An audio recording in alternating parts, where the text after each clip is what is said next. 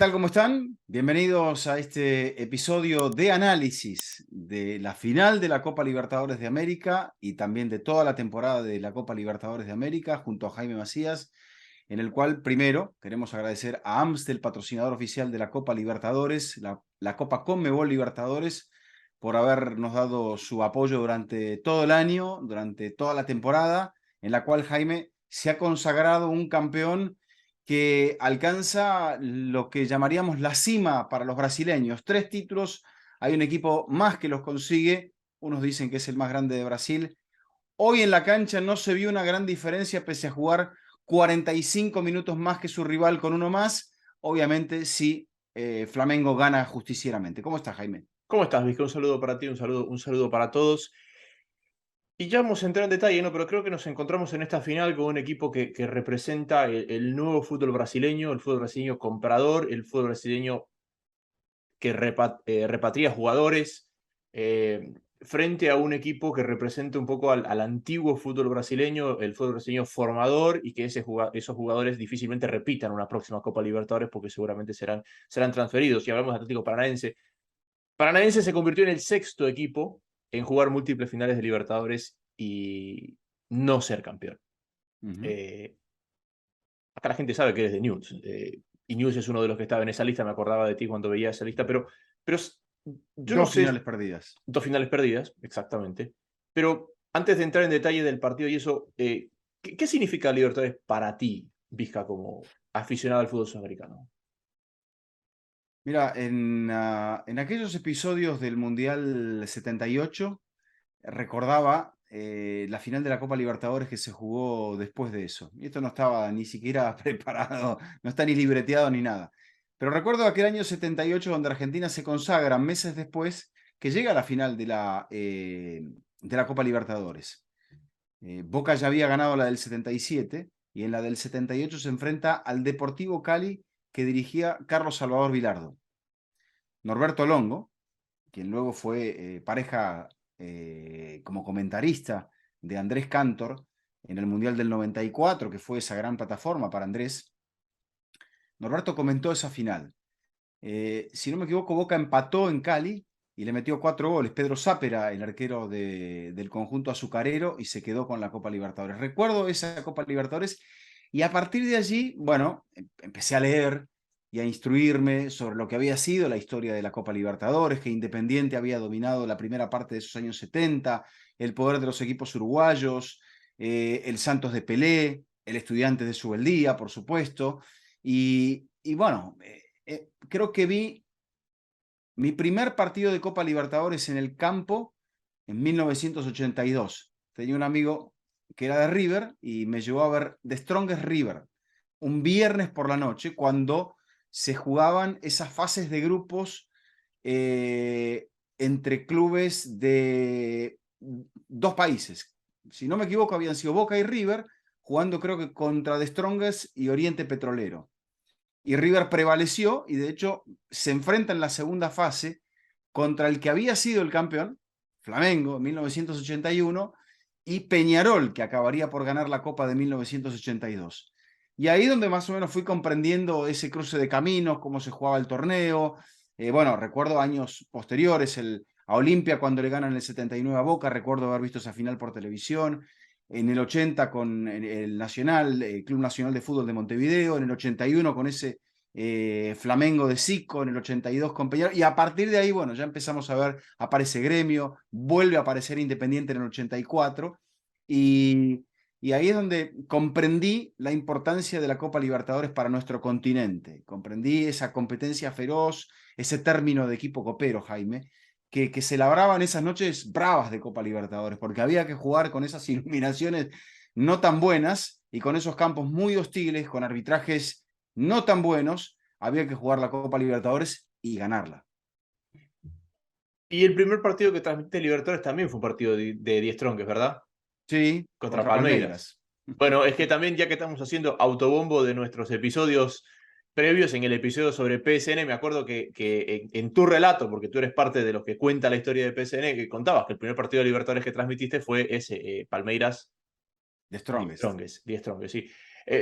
Para mí es el torneo que yo más cercano he tenido porque era una época en la que yo jugaba al fútbol, entonces el fin de semana, más allá del partido en el que yo estaba involucrado o del partido del equipo mayor para el que yo jugaba, es como que sabías todo, pero veías poco. La Champions siempre quedaba en medio de horarios escolares, horarios de entrenamiento, y era un poco más difícil, por más que uno sabía lo que pasaba. Pero al final de la jornada, 6 de la tarde, ya en esa época Fox, un poquito después de PSN, era sentarme a cenar y ver un partido tras otro, en una época en la que todavía estaban los mexicanos, entonces arrancabas A la con... tarde. Arrancabas a la tarde porque en Ecuador tenemos 2 horas, con Uruguay, con Argentina y con Paraguay. O por Entonces ahí con Bolivia, a veces que arrancaban los bolivianos un poquito antes. Exactamente. Entonces arrancabas y veías los 3 partidos de la tanda, porque a las 10 de la noche ecuatoriana cerraban los brasileros o los mexicanos, porque Brasil juega después de la novela. Y México jugaba a las Un 8 de la poquito noche antes. locales, pero a las 10 de la noche hora ecuatoriana. Y era eso, de martes a jueves, sentarte y ver un partido tras otro de nuestra querida Copa Libertadores. Y bueno, la Copa Libertadores nos toca un poco cerca, y te soy sincero, Vizca, me dio un poco de envidia no estar en Guayaquil. Visto todo lo que se ha vivido en la semana, la cantidad de gente que fue, la cantidad de eventos alrededor de la Copa que hubo, todo lo que organizó Amstel y todos los auspiciantes de la Copa Libertadores y la cantidad de eventos que hubo. Y cuando veo esto, le encuentro el sentido a la final única.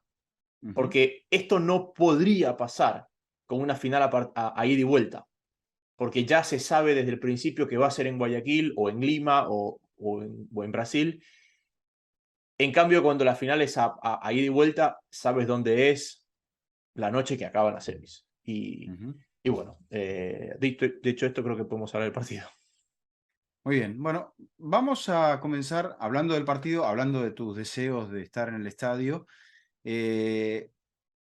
Vamos a escuchar un informe de nuestro amigo, colega, compañero Carlos Javier Argüello, que estuvo en el estadio con la consagración de Flamengo, una final apretada, una final que tuvo una expulsión. Así que, si te parece, Jaime, vamos a escuchar el informe que nos hizo a las afueras del Monumental Carlos Javier.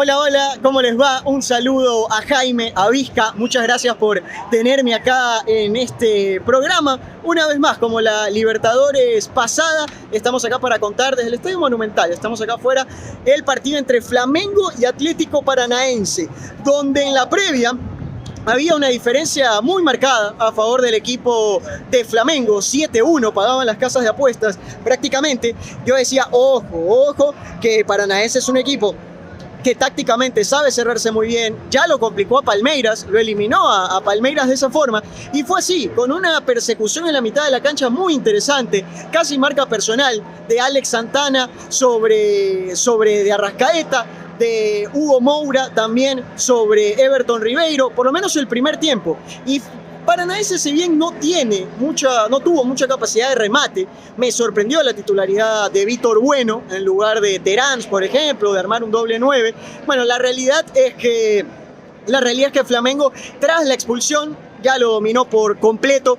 Es un equipo que con Everton Ribeiro, yo lo comparaba con Bernardo Silva. Con Everton Ribeiro sabe manejar esa mitad de la cancha, sabe mover la pelota, darle respiro. Y de verdad que en el segundo tiempo, durante media hora por lo menos, fue todo de Flamengo. Todo de Flamengo, no con tanto peligro, pero todo de Flamengo en sí. Y finalmente, en los últimos minutos, ya al matar o morir, creo que reacciona Scolari de buena forma, mete a Pablo, mete a Terán, carga más el área y de esa forma casi lo empata. No sé si con tanta seguridad, pero al menos el VAR tuvo que intervenir en un par de ocasiones por las dudas. Así que es un poco el análisis de esta final, donde me parece que Atlético Paranaense es un proyecto, no sé si decir nuevo, pero que recién está dando sus primeros pasos en esta consolidación, más allá de las sudamericanas que ganó. Flamengo es uno de los mejores proyectos del mundo por cómo logra sostener la base, porque le suma temporada a temporada mejores jugadores. Entonces, de verdad que cuando eliminaron a Palmeiras, creo que todos veíamos que Flamengo se llevaba esta copa. Muchísimas gracias, Carlos. Como siempre, al punto y claro. Alguien que ve muy bien el fútbol. Se han dado muchos hechos históricos también en esta final, Vizca, y uno que yo no quiero que pase desapercibido, y si quieres lo tiramos para más adelante, pero hasta donde sabemos, y es porque lo dijo él mismo y no ha dicho lo contrario, este fue el último partido como entrenador de Luis Felipe Scolari. un campeón del mundo, el último campeón del mundo con una selección sudamericana, alguien que además de ser campeón del mundo, tiene el récord de más victorias consecutivas en Copas del Mundo y tiene el récord de más partidos consecutivos sin perder en Copa del Mundo. Además, uno de los pocos entrenadores en ganar a Libertadores con equipos distintos, con múltiples claro. equipos, y además de ello, uno de los dos, o de los tres, perdón, que ha llevado a 3 equipos a la final de la Copa Libertadores. Y a veces creo que nos enfocamos un poco más en el Río de la Plata cuando hablamos de los grandes nombres de la dirección técnica sudamericana. Y este señor, yo no sé si está por encima de muchos de aquellos nombres más del Río de la Plata de los cuales siempre se cita o a los cuales siempre se retrocede cuando se habla de fútbol. La verdad, en eso estaba pensando. Pienso, bueno, en nombres históricos como Luis Cubilla, por ejemplo, como José Omar Pastoriza, como Carlos Bianchi.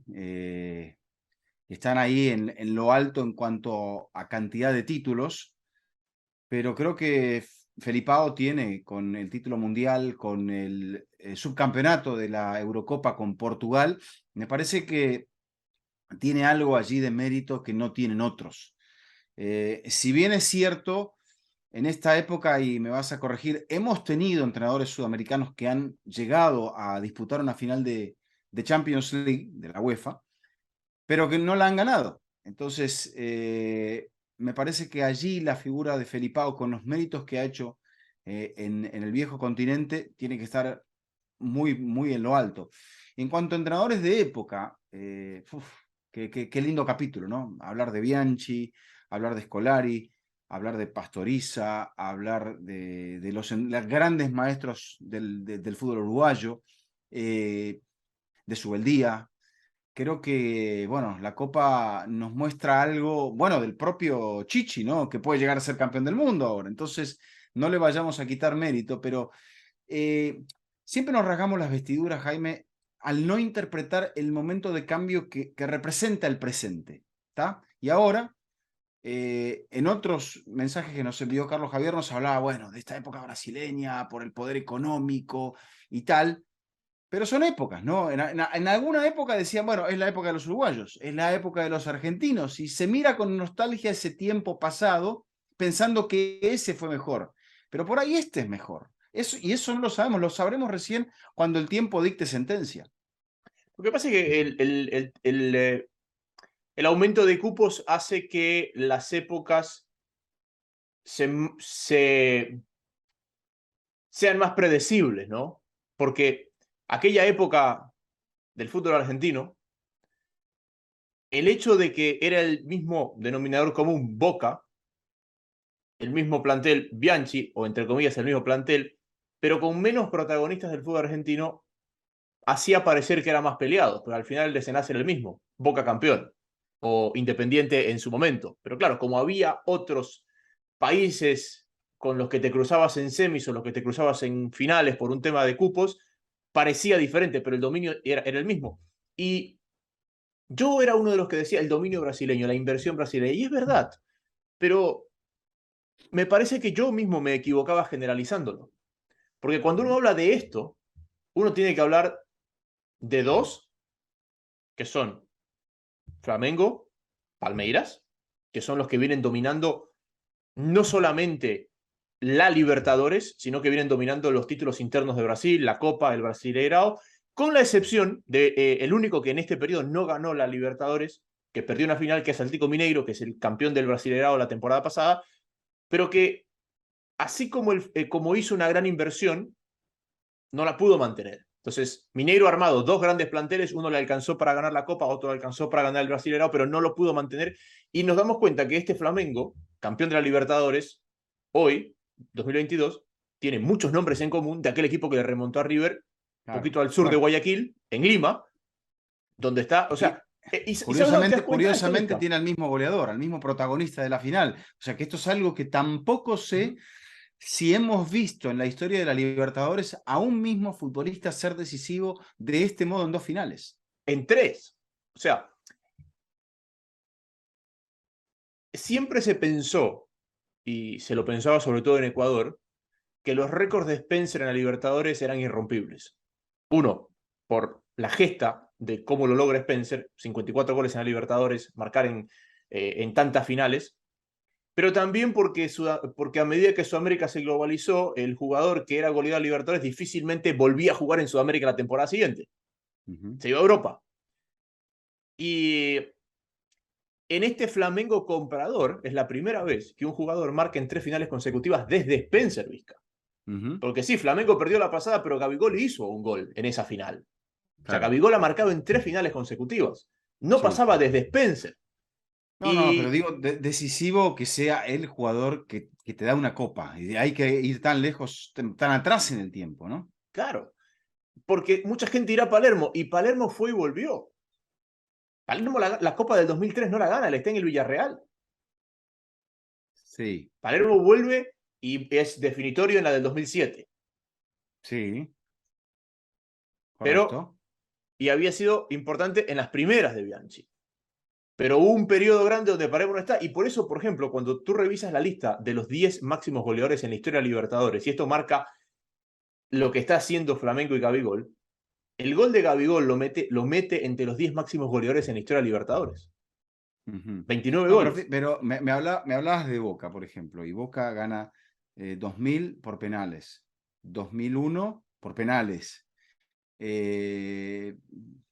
77 por penales. Es contundente cuando gana 78. Y después me queda 2003. No, o sea, lo golea a Santos. A Santos, sí. Y después a Gremio con Riquelme como figura, 2007. Sí. Pero bueno, hay un poco márgenes mucho más pequeños. Acá también son márgenes pequeños. Gabigol le gana a River remontada por un gol, y acá la final se define por un gol de Gabigol. Claro. Entonces, creo que en ese poder decisivo de marcar esos goles y que valieran una copa, bueno, estamos hablando de un jugador que es grande, que no le fue bien en Europa, y me pregunto si va a estar en la lista del Mundial. Es difícil entrar a esa lista, y más adelante, cuando publiquemos nuestros episodios premundialistas, van a entender por qué es difícil entrar a esa lista, porque hay... ¿Podrá entrar Pedro, el goleador de la Copa Libertadores, también? Sí. Es una gran pregunta la que estás abriendo, porque si uno dice, Gabigol tiene calidad para jugar un mundial, le sobra calidad para jugar un mundial. Ahora, la selección a la que representa quizás es la que más cargada está en esa zona del campo. Gabigol fue... Pero un 9 al no llevar, pongámosle que no va a llevar a Gabriel Jesús. ¿Qué otro 9 ahí? De olfato, definidor como este, que te define la boca del arco. No hay mucho. No hay mucho de dónde escoger. No hay mucho de dónde escoger. No hay mucho de dónde... No hay mucho más de dónde escoger en ese sentido. Pero volvemos a marcar un poco este equipo que está para ser un equipo de época, este Flamengo. Porque sigue manteniendo esa base que armó para pelear por este torneo, porque sigue Felipe Luis, porque sigue de Arrascaeta. Bueno, porque ya está, o sea, Felipe Luis está grande, Arturo Vidal está grande, Diego Alves está, bueno, de hecho se lesiona Felipe Luis también. Y Diego Alves ya es suplente. Sí. De Arrascaeta termina calambrado, pero bueno, es un jugador importante todavía en esta estructura. Everton Ribeiro, me pregunto si seguirá, no sé, digo. Pedro no sé si seguirá también. Sí, pero por ejemplo, trajeron de vuelta a Thiago Maia del Lille. Le compraron el arquero al Paranaense, porque Santos, el arquero que atajó hoy, es el arquero con el que el Paranaense había ganado la Sudamericana la temporada anterior. Entonces, empieza a reforzarse para mantener la estructura. Y por eso yo decía, el nuevo Brasil, este Brasil capaz de mantener jugadores que podrían estar en Europa, en contra del Paranaense, que llegó a esta Copa por haber ganado la Sudamericana el año pasado, terminó 14º en el Brasileirao. Y Felipao lo fue llevando y lo fue trabajando, y es muy difícil que, bueno, hay gente veterana, como el caso de Thiago Heleno o de Fernandinho, pero que el resto se van a proyectar, como le pasó en la Copa pasada. donde todos terminaron saliendo. Bueno, hablemos un poco del torneo, Jaime, que se define en el Estadio Monumental yo te diría que se define con la expulsión de Pedro Enrique, donde no termina de apurar el cambio Felipao, lo retrasa en esos minutos finales del primer tiempo a Fernandinho para jugar de marcador central, pensando que cuando lleguen al descanso los va a poder reacomodar y va a poder evaluar mejor y no quemar una ventana. Y no sé si en ese punto es donde Felipao pierde el mandado. O sea, ahí es donde tendría que haber reaccionado y reacciona después ya para tratar de corregir, pero vas a jugar todo el segundo tiempo con uno menos. Creo que la experiencia les jugó una mala pasada. Me parece que Felipao en ese momento sufre de exceso de experiencia, si se puede poner el término, porque... O lo que a veces nos pasa, exceso de proyección. Exceso... Decir, todo va a salir bien, vamos a llegar al descanso 0-0, voy a evaluar quién está cansado, cómo puedo retocar al equipo, voy a hablar con Fernandinho, a ver si él puede jugar de central, meto a alguien en el... ¿Qué hago? Y dijo, lo resuelvo en un ratito. Y en un ratito... en ese ratito, aparte, bueno, Gabigol estaba esto. Yo pensé que iban a tirar las líneas y que por ahí estaba un poquito adelantado, pero en la justicia de la acción, como en el viejo, como no son tan buenas las líneas, con todo respeto, me parece que tiene que mantenerse este espíritu. Ante la duda, misma línea, lo que se ve, misma línea, válida la jugada. Sí, y a partir del 1-0, el partido no fue vistoso, el partido fue malo. Que tampoco fue vistoso antes, Jaime. Sí, pero para mí ese es un pequeño detalle. Yo entiendo la idea de las 3 de la tarde y ganar la audiencia mundial. Pero las 3 de la tarde en Guayaquil, las 3 de la tarde en Lima, las 3 de la tarde en Río. En Río. Esos partidos no fueron vistosos, como sí lo fue las 3 de la tarde, Bueno, que realmente no fue... Montevideo fue más o menos un poquito más tarde, pero tampoco fue vistoso. Claro, pero ya está entrando... Ah, no, pero ya está entrando el verano. El verano. Claro, sí, sí. Entonces, en el hemisferio sur, jugar a las 3 de la tarde le quita mucha vistosidad al partido, me parece a mí, porque estás jugando en una de las ciudades más calientes del continente a las 3 de la tarde, y eso genera que los partidos no sean vistosos, porque el jugador dice, si yo acá apuro, no llego al final, y están todos frenados. Hay que regular mucho, eso es verdad. Exactamente. Pero, marcado esto, me parece que Felipao acierta en cuál es el plan a seguir a partir del 1-0 con 10 hombres. Y él intenta que pase poco y nada hasta llegar al punto donde dice a 15 del final. Aquí me la juego con los cambios y por ahí te queda la sensación de que los cambios llegaron un poco tarde. Sí, pero que lo que pasa es que si hace los cambios antes y lo empata, después no tiene cómo sostenerlo. Entonces él tiene que hacerlo cuando lo tiene contra las cuerdas. Pero este equipo, Jaime, este equipo se ha sabido sostener en la semifinal, manejando muy bien el partido, contra Estudiantes, ganándolo sobre la hora. O sea, este es un equipo que, yo no sé si es la experiencia de Felipao, pero en el camino a la final es como que manejó muy bien resultados y manejó muy bien partidos. Y me parece que estaba manejando bien el partido con el 0-0 hasta que llegó la patada de la expulsión, la patada de Pedro Enrique. Y que es una patada muy similar a de la que se ve beneficiado en las semifinales frente a Palmeiras. Donde, ojo, casi lo pierde con 11 contra 10. 11 contra 10, Palmeiras lo apretó mucho. Sí. Palmeiras realmente es era el otro gran favorito para llegar a la final. No hay una lógica en el fútbol, no hay justicia en el fútbol, pero la final debía haber sido la misma final del año pasado. Me parece. Probablemente. Palmeiras. Quizá como punto para revisar quede el valor del gol de visitante ante igualdad en diferencia de goles. Porque eso genera un punto de especulación que a la larga entiende un poco el espíritu de la UEFA allí. O sea, la única ventaja que habrá la va a dar el sorteo, que es decir, dónde se va a definir y qué. Pero, por ejemplo, ante esa situación de paridad, fíjate cómo el Real Madrid encaminó 3 eliminatorias seguidas que definió en casa.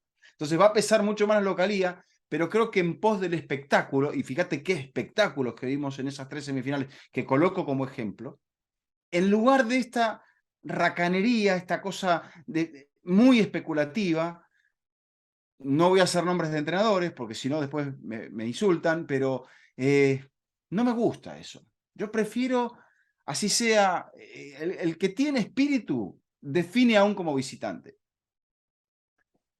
Y creo que también los dos equipos favoritos a la Copa, y por eso saco a Paranaense, porque creo que Paranaense, siendo el 14º de Brasil, siendo el campeón de la Sudamericana, entendiendo esa situación de inferioridad, yo entiendo el estilo, y ese estilo lo trajo hasta donde una vez en su historia había llegado. Más vale Palmeiras es un poquito más amarrete, y Flamengo representa lo contrario. Y Es Flamengo que representa Palmeiras me parece el espíritu, la representación del espíritu más Mauriñesco. rácano. Sí. Pero fíjate lo interesante de esta transformación de Flamengo, porque este equipo sigue teniendo muchas de los principios que dejó sentado Jorge Jesús. Uh-huh. Y que después Domenech no los pudo sostener porque se le escapó el control del equipo. Después Rogero quiso cambiar el estilo y volvió a chocar con un vestuario que entendía que ese era el camino. O sea, a ver, Jorge Jesús era el ideal, porque tenía la mano derecha para manejar el vestuario y tenía la mano izquierda para la pizarra, el orden que sea, ¿no? Entonces llegó Domenech, que manejaba muy bien la pizarra, pero no pudo manejar el vestuario. Llegó Rogero, que pudo manejar el vestuario, pero quiso cambiar lo que venían haciendo, y es la peor Copa de Flamengo en los últimos años. Uh-huh. La que queda en octavos de final con Racing. Uh-huh. Después te encuentras con Renato Gaucho, que es un punto un poco intermedio y que lo lleva a la final. Y lo curioso de Doriban Jr., cuando llega, parecía que era otro de carrusel, porque Doriban Jr., así como casi todos los entrenadores brasileños, lo dirigía a todos. Es que un poco se ha convertido en ese carrusel de entrenadores, el Pero fútbol escúchame brasileño. la historia de él. Él agarra Paranaense, le da COVID, el equipo pierde 3 partidos seguidos con él sin estar dirigiendo, pierde el 4º partido y lo echan. Está un año sin dirigir, toma Ceará a principio de este año y hace puntaje ideal en la Sudamericana con Ceará. A Flamengo lo estaba dirigiendo Paulo Sosa. Paulo Sosa volvió a chocar así como Domenech chocó Sosa. Y lo traen a este señor a que agarre Flamengo y hace clic. Idea de juego, manejo de vestuario.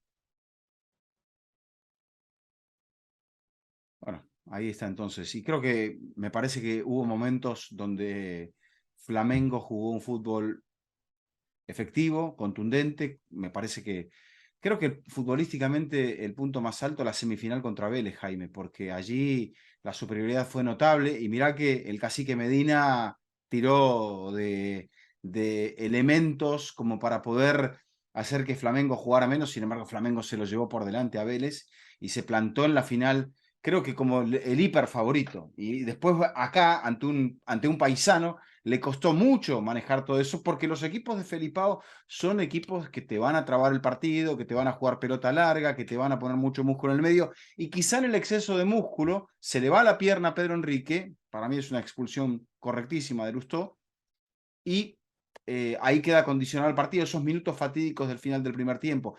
Aún así, creo que Flamengo no tiene oportunidades, pero no tiene nada claro, Jaime. O sea, se estiraron los dos en la cancha, jugaron muy, muy particularmente parecido al fútbol brasileño, no en vano una final brasileña, pero lógico, en el partido que le queda largo a Paranaense le costó mucho hacer daño, llegar, y creo que recién en el final, cuando entraron los uruguayos, el equipo más o menos tuvo un poco de presencia ofensiva, pero claro, le costaba muchísimo. Sí, le costaba muchísimo, sobre todo que tú decías, el hiper favorito llega por un lado.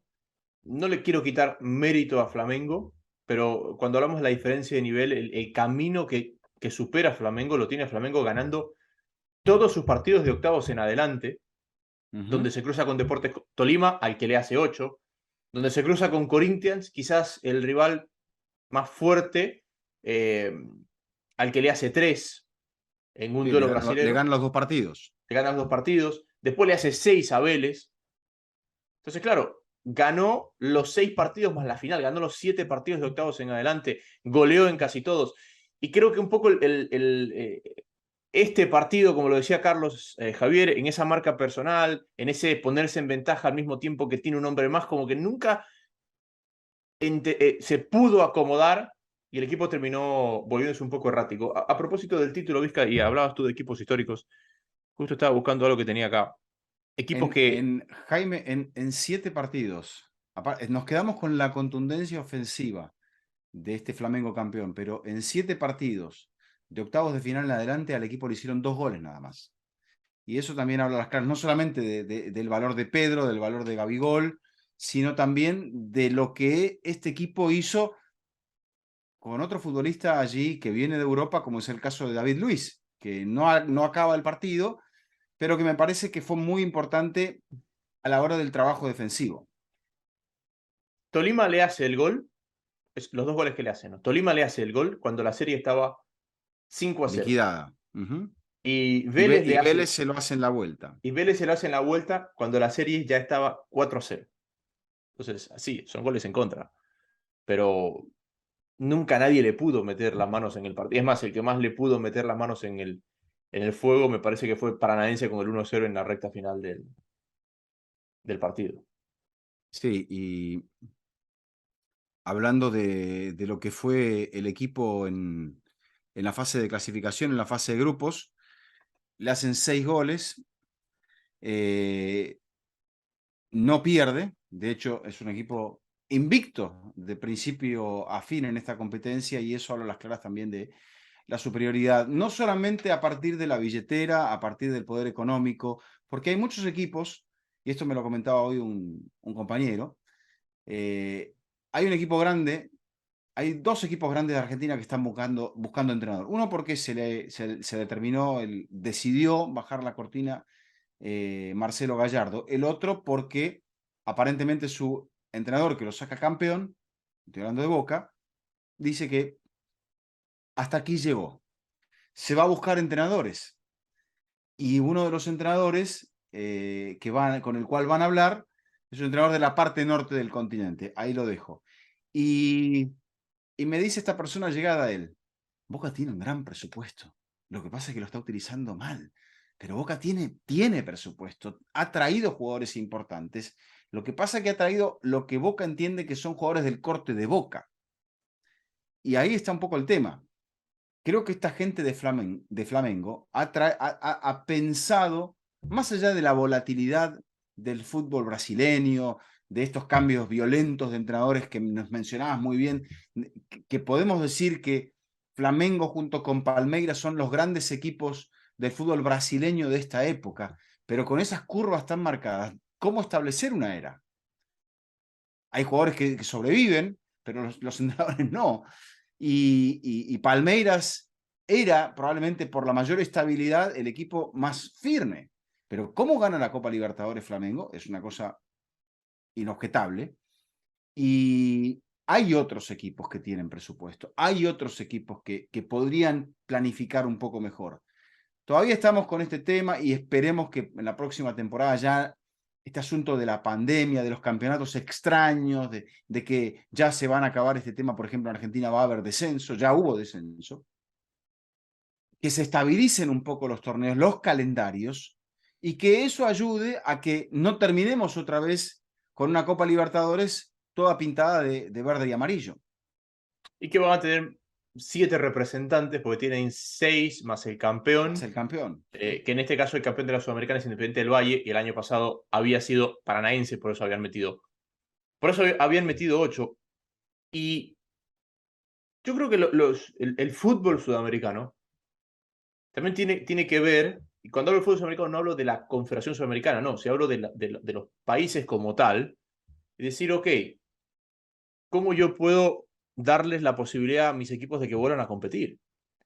Y el equipo que está... El premio es un factor, el premio económico por la participación, por alcanzar etapas, es muy importante. Claro, pero también la continuidad del premio y el orden de eso.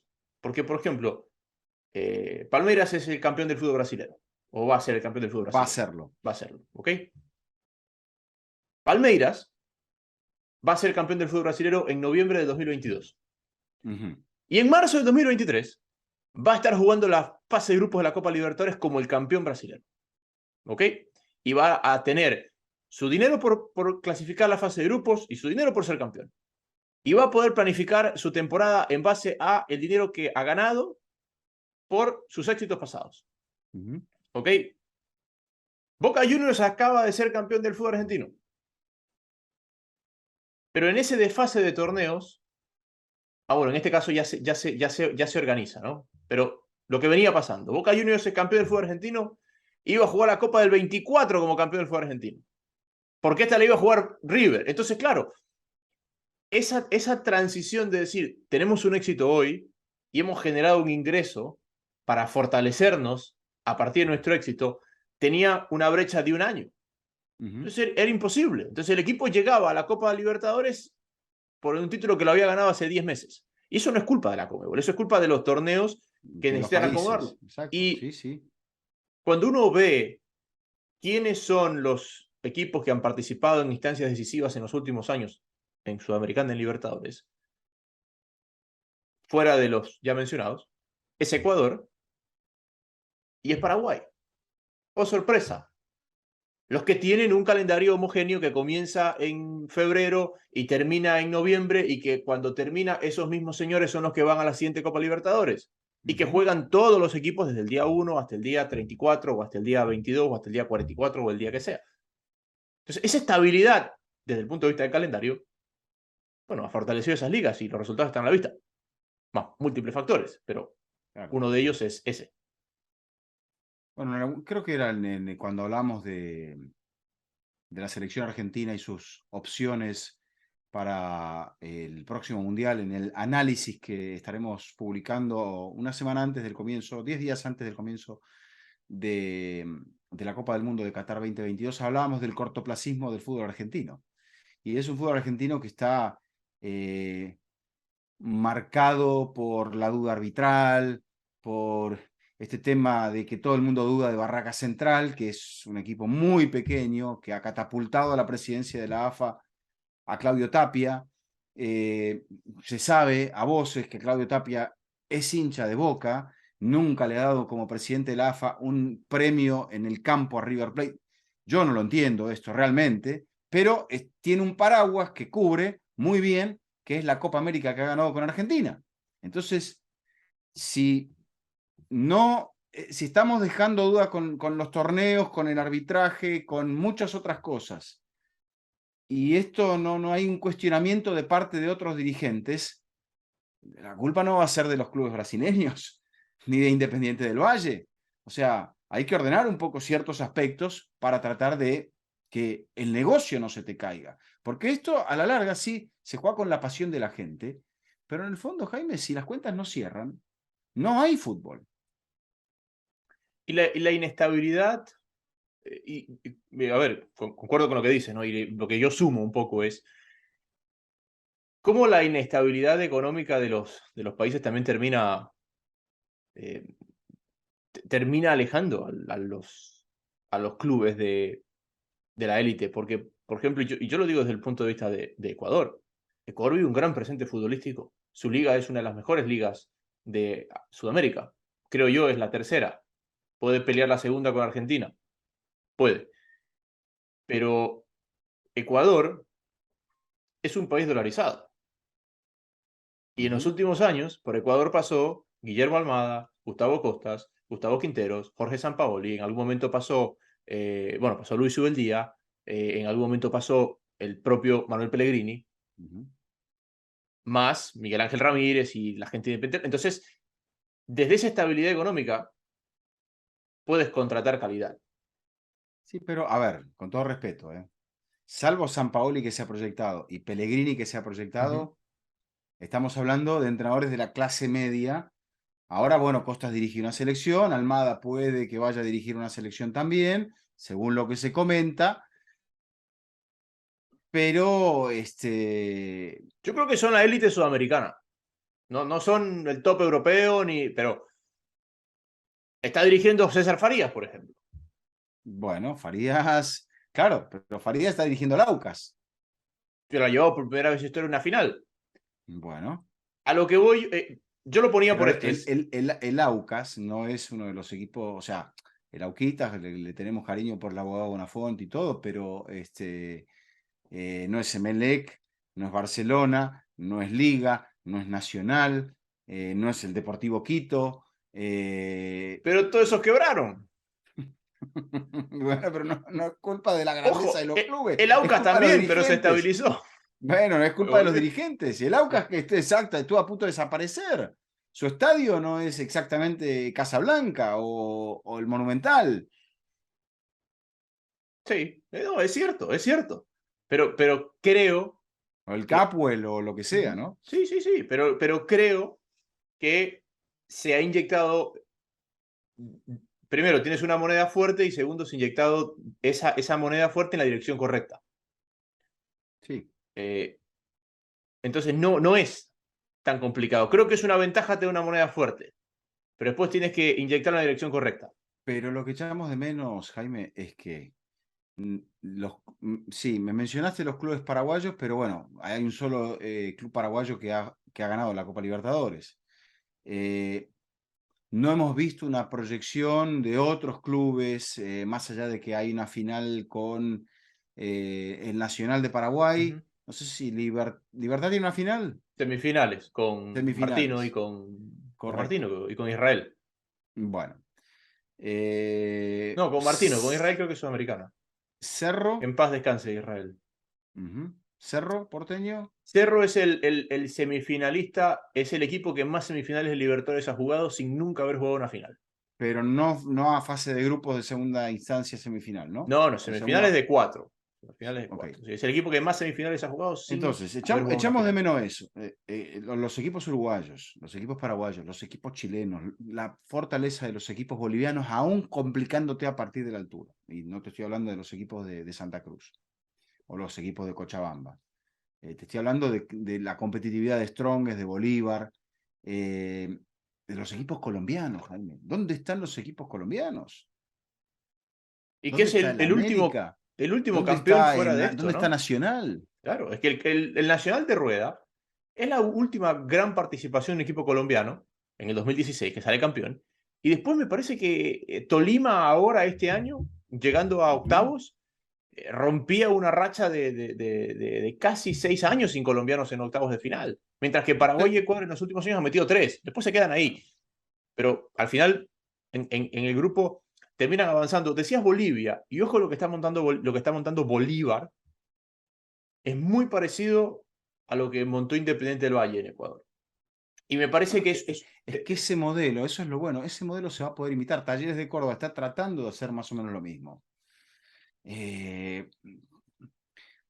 Sabemos de la fortaleza de la cantera de equipos del interior de Argentina, caso de Rosario Central, de Newell's Old Boys, pero han estado muy mal manejados. Entonces han perdido mucho terreno. Y eso, bueno, las deudas que tenían. A veces, mira, la caída de la economía de los países hace que esas deudas a veces queden licuadas porque pegan un par de ventas y el dinero que viene, como está especificada la deuda, es negociable. Y de repente, se te evaporó la deuda también. Y podés empezar de cero. El tema es ese modelo de club empresa sin faltarle el respeto al hincha, que funcione.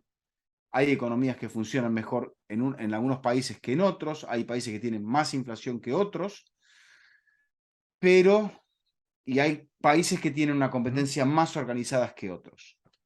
Yo te digo Sin una cosa. embargo, creo que la grandeza de los clubes, eso es algo que, bueno, Vélez elimina a River, lo elimina con buenas armas.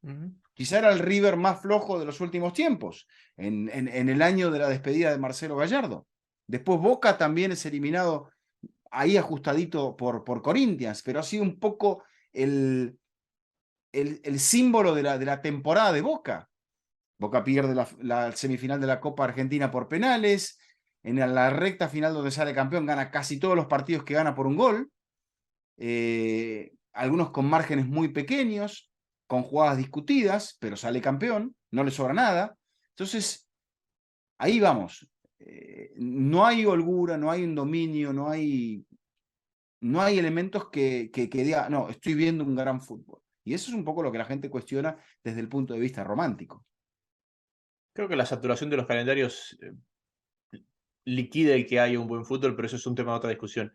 Es otra cosa, porque en Sí, Europa sí. también estamos con Sí, calendarios sí. saturados, Jaime, y sin embargo, con lo que No. hay, o los jugadores se rompen un poco más, o Sí, pero sufren un poco más, pero se juega. te caen unos partidos también. A ver, yo no sé de qué lado estoy en este tema de los clubes como sociedad anónima. ¿Y por qué no sé de qué lado estoy? Porque yo veo Independiente de Avellaneda en una situación de una mala administración. Por Sí, poner un ejemplo, ¿no? sí. Veo al Fútbol Club Barcelona en Europa en una situación por una mala administración. Porque los clubes deportivos, el señor que paga la cuota no la paga con la búsqueda de una rentabilidad, la paga con un solo objetivo, que es ganar. Con el Y corazón la pagan. cuando tú mezclas el dinero y la pasión, a veces te equivocas. O normalmente te equivocas.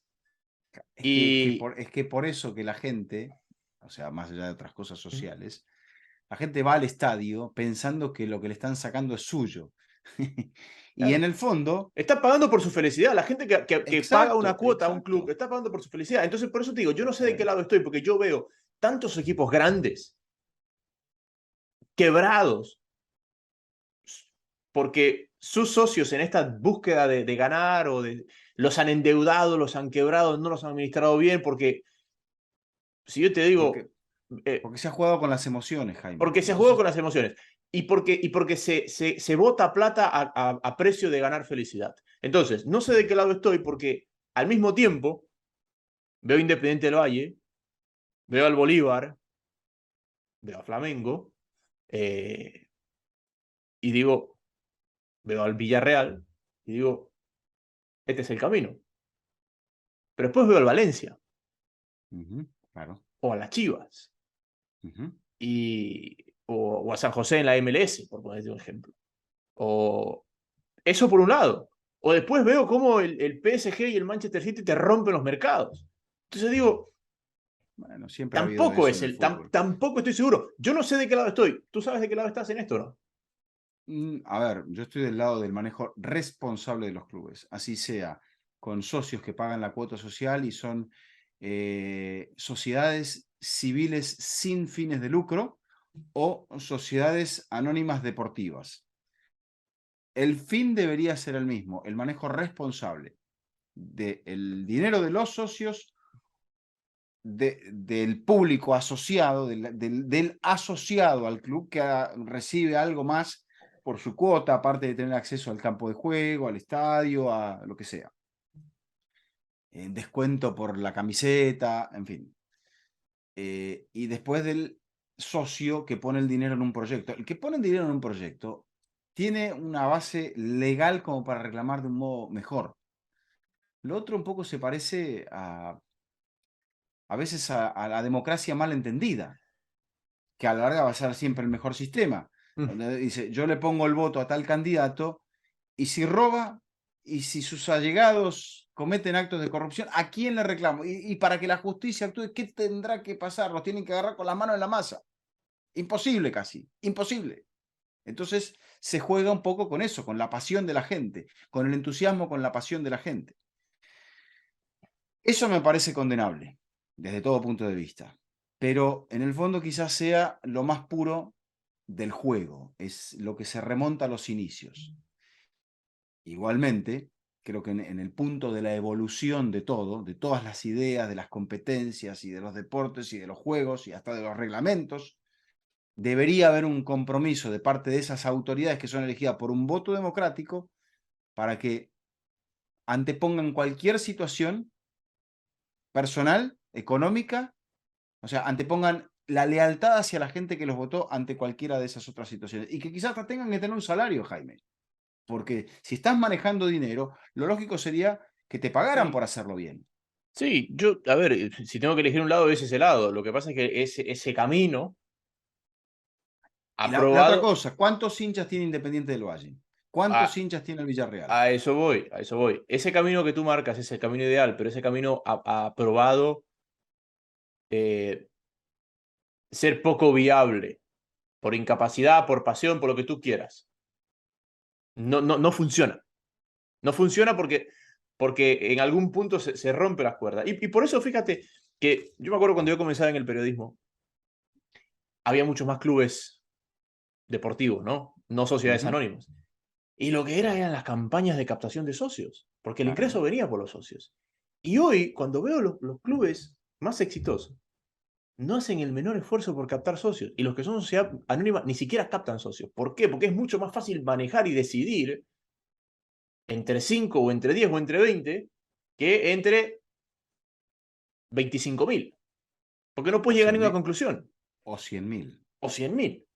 O 100.000. Mira cómo está San Lorenzo, por ejemplo.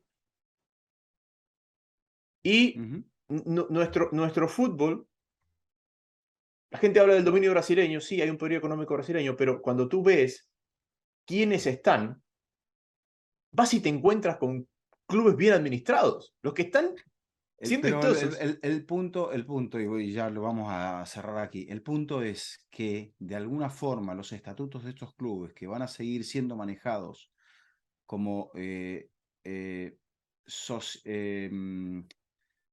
Sociedades anónimas. asociación civil sin fines de lucro, que es esa gente que es socia del club, socia de San Lorenzo, de Huracán, de River, de Emelec y Peñarol, Nacional, Olimpia, que esa gente tenga un punto donde le tengan que rendir cuentas. Y donde se rindan cuentas, para bien o para mal. O sea, hicimos bien esto, bueno, el dirigente que lo hizo tendrá su recompensa. Porque si no, se utiliza el fútbol como tapadera para hacer otra clase de negocios y eso a la larga termina perjudicando a los clubes, perjudicando a las ligas y perjudicando a la credibilidad del fútbol. Porque terminamos hablando de todo esto porque nos encontramos con no solamente países que pueden tener una fluctuación económica, sino clubes que van. San Lorenzo, ¿cuándo fue, Jaime? ¿2014 que ganó la Copa Libertadores? Sí, después del Mundial. Bueno, y la caída, o sea, han pasado 8 años. Independiente ganó 2 sudamericanas. Bueno, ganó una en ese periodo. Sí. Entonces, dentro de ese contexto, el que sufre es el hincha. Y hay alguien que piensa, porque pienso, por ejemplo, los hinchas de Racing, un club que estuvo 35 años sin ser campeón de primera, que para la gente de Racing era una eternidad, porque Racing era uno de los clubes más grandes de Argentina. Y se fue al descenso. Se fue al descenso, volvió, le costó, regresó, fue campeón, volvió a ser campeón, volvió a ser campeón.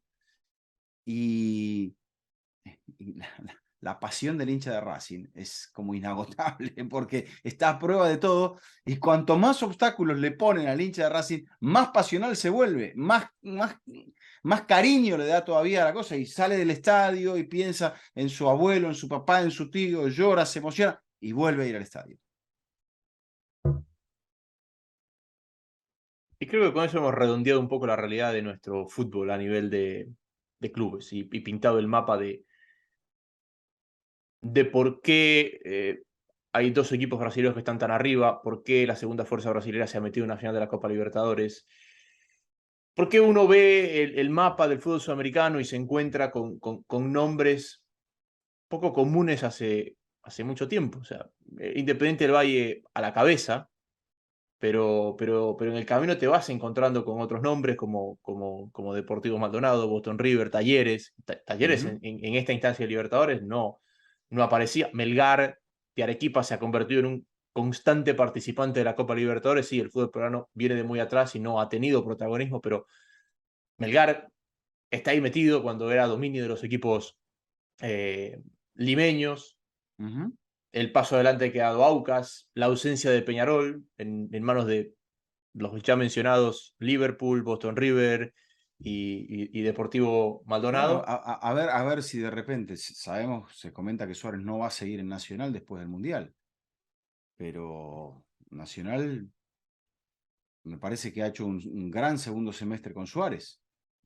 Sí. Entonces, ¿qué le falta para estirar un poco ese proyecto? No te digo que se lo traiga Messi, pero digo, bueno, si se lo trajo Suárez, está bien, con la aliciente de jugar el Mundial.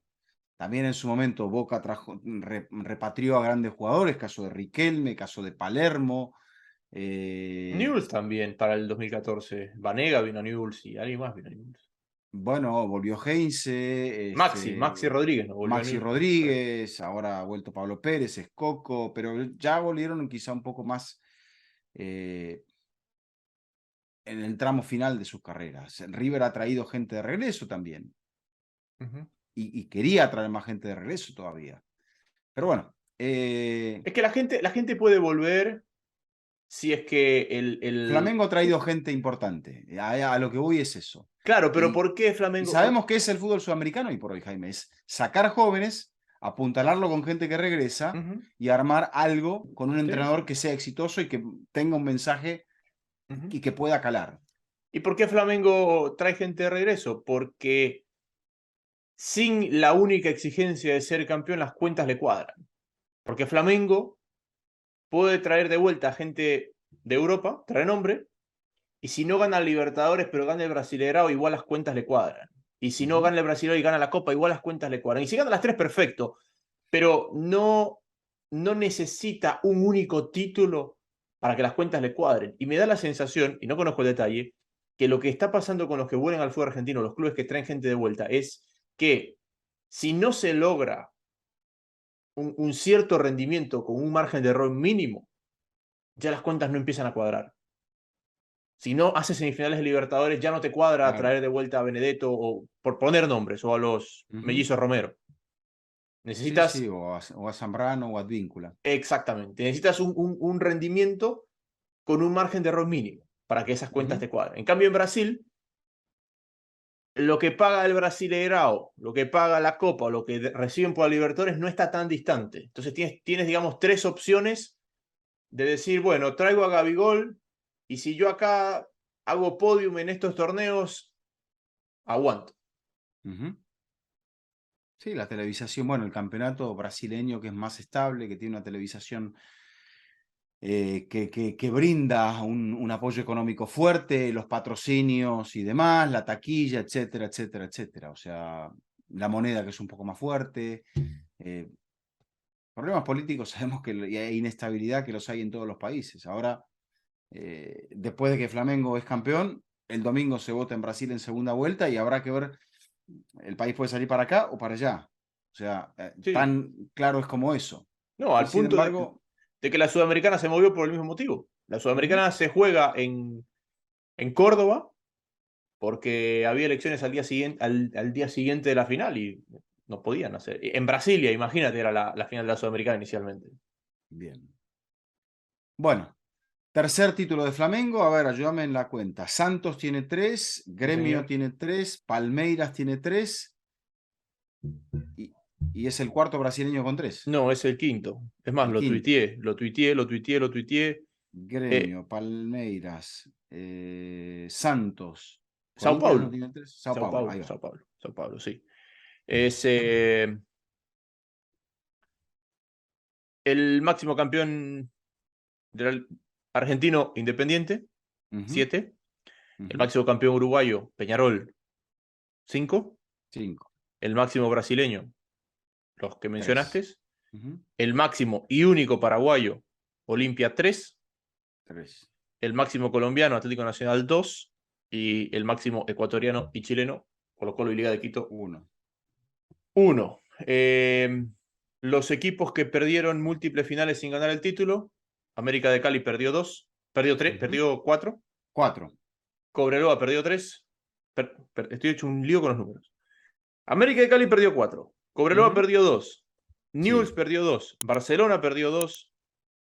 Deportivo Cali perdió 2. Correcto. Atlético Paranaense ha perdido su segunda. Y David Luiz se convirtió en el 21º jugador en ganar la Copa Libertadores de América y la Champions League. Sorín, Cafú, Dida, Roque Jr., Carlos Tevez, Walter Samuel, Ronaldinho, Neymar, Danilo, Rafinha, el del Bayern, no Rafinha Correcto. el del Barça, Que la ganó con Flamengo después de haberla ganado con el Bayern. y David Luiz. Y lo dato anecdótico, Lustó, padre, Juan Carlos, ¿verdad? Lustó, Juan padre, Carlos, sí. pita 2 finales de la Copa Libertadores de América. La segunda de ellas la pita en el Monumental de Guayaquil, Barcelona Olimpia. Su hijo Patricio ha pitado su segunda final de la Copa Libertadores de América en el Estadio Monumental de Guayaquil también. La primera había sido la de Palmeiras Mineiro en el Maracaná. Muy bien. Así es el fútbol, circular e infinito. Don Eduardo, ha sido un gusto como siempre. Regresamos en la jornada del domingo con el análisis de lo que nos entrega el fin de semana, que nos está entregando bastante. Sí, pensábamos Así que no nos que- iba a entregar mucho y está entregando Pero por todos está lados. entregando. Bien, gracias Jaime. Gracias Vizca y gracias a Amstel, patrocinador oficial de la Copa Libertadores de América, por una temporada más con nosotros en Fútbol Infinito. Vizca, hasta la próxima. Este ha sido un nuevo episodio de Fútbol Infinito. Será hasta la próxima.